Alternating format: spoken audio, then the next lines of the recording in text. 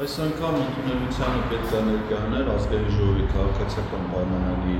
խմբակցությունից պատգամավոր Դավիթ Կարապետյանը, որի դեպ նոր արտադրել պատգամավոր 2024 թվականին, մինչ այդ Մալաթիա Սեբաստիա վարչապետ շրջանի ղեկավար Նայեցի կենսագրությամբ 44 օրյա պատերազմի մասնակից է եղել, իբր կարծում եմ, որ եղել է, հետաքրքիր է ինձ իմանալ նաև նրա վերաբերմունքը որպես մասնակից Արցախ-Ադրբեջանի հարցերի վերաբերյալ, բայց ազգային ժողովի աշխատակիցը հայտնեց, որ ընդունելությունը այլ քաղաքացիների մասով կայանալու է, եւ քիչ առաջ հրավիրեցին քաղաքացիներին ընդունելության, եւ հայտնեց, որ Դավիթ Կարապետյանը միայն ինձ նպատակահարմար չի համարում ընդունելության արժանացնել, այսինքն այն արդեն կարող ենք ասել ավանդական մոտեցումը, որը ցուցաբերում են միայն քաղաքացիական պայմանների խմբակցության պատգամավորները։ Պարոն Ղազարյան, սա ձեր որևէ փորձն է քննարկելու այս գործընթացը եւ դեռ ինչքան պիտի փորձեք։ Մայիս, հունիս, հուլիս-օգոստոս ամիսներին չի ընդունելություն, սեպտեմբեր, հոկտեմբեր 4 ամիս ես բոլոր հանրաժողովների ընդունելություններն եմ եղել գրանցված եւ ազգային ժողովի երկու փոխնախագահների բոլոր ընդունելությունները։ Այլևս դժվար եմ ասել հաշվարկը քանի ընդունելություն չի կայացել, իմ հաշվումներով արդեն մոտավորապես 30 հաղորդում են կայացել անցագործության մասին, որով որ անցնում են ազգային ժողովի 25 պատգամավորներ ԿՊ խմբակցության, հետո վարույթներ չեն նախաձեռնում, ես որ հաղորդում եմ տալու անցագործության մասին, ոչ մի հիմնավորություն չունեն, քրեական օրենսգրքից, դատավարության օրենսգրքից մի քանի հոդվածներ արտագրում քննիչի գրության մեջ եւ ասում են նպատակարարմար չեմ համարում վարույթ նախաձեռնել, ես դա բողոքարկում եմ, նա հետաքրքիր դեպք կա, որ բողոքարկումը հասել է դատարան, դատարանը պարտավորեցրել է նախաքննական մարմնին վարույթ նախաձեռնել, նրանք նախաձեռնել են շատ կարճ ժամանակ հետո իմ բոլոր միջնորդությունները մերժում են վարույթային գործողություններ իրականացնելու եւ ազդարարում են վարույթը ավարտելու մասին։ Իհարկե ես դրանք բոլորը բողոքարկում եմ, հիմա դատական process-ների մեջ են։ Ամենայն հավանականությամբ, քանի որ արդեն ինձ համար պարզ է մոտեցումը եւ արդեն մի հատ ամբողջ իրավական process-ի մի հատ արկղ առաջացել փաստաթղթերի, ես հիմա այն ժամանակապետք այդ իրավական գործընթացին ուշադրություն դարձնեմ, հավանաբար հաջորդ ամիսներին ընդունելության կգրանցվի միայն ազգային ժողովի փոխնախագահների մոտ, Հակոբ Արշակյանի եւ Ռուբեն Ռուբինյանի, իսկ նախագահի հետ պատրաստվում եք։ Ազգային ժողովի նախագահի ընդունելությունը ուղղակի չկա կարգում, այսինքն երբ որ իրանք ընդունելություն են, նախաձեռնությունը իմը չի, նախաձեռնությունը ազգային ժողովինն է, քաղաքացիների ամեն ամսվա ընդունելություն։ Իսկ այդ ընդունելության ցանկի մեջ պաշտոնյաների մեջ ազգային ժողովի նախագահը չկա, կան ազգային ժողովի նախագահի տեղականները եւ հանձնաժողովները։ Իսկ դիմել եք այլ ընթացակարգով հանդիպելու ազգային։ Չեմ դիմել, բայց կարծում եմ, որ արժի իրանը դիմել նաեւ որպես ազգային ժողովի նախագահի, նաեւ իրան տեղյակ պահելու, թե ինչ է կատարում ազգային ժողովը։ Պարոն Ղազարյան, դուք կարծում եք, որ ԿՊԱ-կանները ձեզ հետ կհանդիպեն այն բանից հետո, երբ դուք իրենց մասին օրինակ Facebook-ում վիրավորական գրառումներ եք կատարում։ Գուցե դա է պատճառը, որ նաեւ նրանք այս նախաձեռնությանը տենց չեն ուզում մասնակից դառնալ, որտեղ դուք վիրավորում եք իրենց։ Չի, ես ոչ մեկին չեմ վիրավորել, իրանցից ոչ մեկը ինձ չի վիրավորվել բացի Ալեն Սիմոնյանից, որովհետև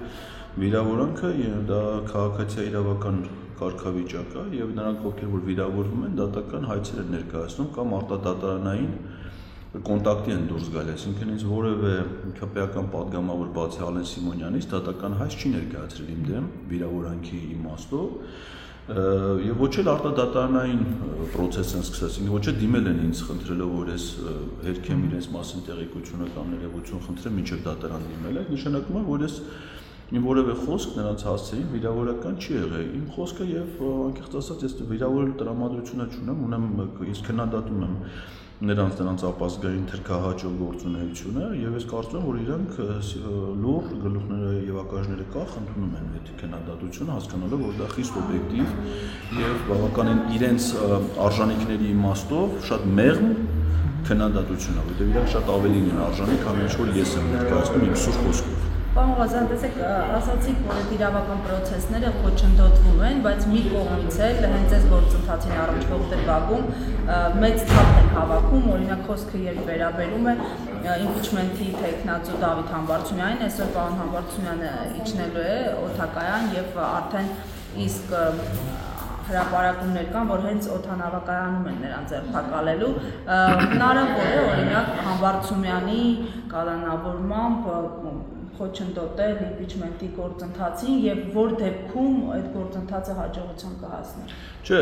նրա նկատմամբ կալանքը խափանման միջոց կիրառելը գործընթացի իրավական իմաստի վրա ազդեցություն չունենա, որովհետեւ այդ գործընթացում տեխնացուն առանցքային դերակատարություն չունի, որովհետեւ որոշումը կայացնողը տեխնացուն չի, որոշումը կայացնողները պատգամավորներն են։ Պարզապես թե պատգամավորներն impeachment-ի որոշում կայացնեն եւ պարոն Համբարձումյանը ընտրվի վարչապետ, բնականաբար նա ազատ կարձակվի եւ կանցնի իր պարտականությունների կատարմանը։ Հակառակը ես կարծում եմ, որ այս ամենը պետքա լուրջ ազդակ հանդիսանա մեր հանրությանը, մարդիկ պետքա տեսնեն, որ այն մարդիկ, ովքեր հաղթում են այս իշխանություններին եւ հանդես են գալիս որպես վարչապետի տեխնացուներ, նրանք կամ գնդակահարվում են, կամ ձերբակալվում են։ Պարոն Ղազարյան, գնեք, ես ճիշտ հասկացա, անհրաժեշտ բոլոր քվեները կա, ուղղակի միակ խոչընդոտը այն էլ մեծ հաշվով խոչընդոտել չի կարող լինել, դա պարոն Համբարձումյանի կարճաժամկետ ազատազրկումն է, միակ խնդիրը այս քվեները կլինեն այն ժամանակ, երբ որ հարցը դրվի քվեարկության, առայժմ կա նախաձեռնություն, որին միացել են ազգային ժողովի 34 պատգամավորներ,